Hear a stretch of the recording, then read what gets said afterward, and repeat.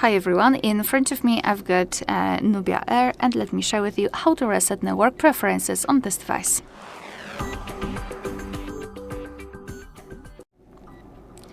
So let's begin with opening the settings, and here we have to scroll all the way down to find the system. Then let's go to reset options, which are at the very bottom. And here we've got this option, reset network settings, and under it Bluetooth and Wi-Fi. So as you can see, we've got it divided, and it depends which section you'd like to reset. Basically the operation looks similar. So just tap on the option, in my case network settings, tap on reset settings.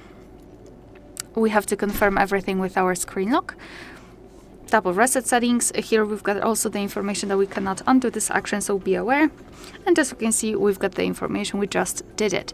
And the same with Bluetooth and Wi-Fi. Just tap on it, tap on reset, and as you can see, we've got the confirmation.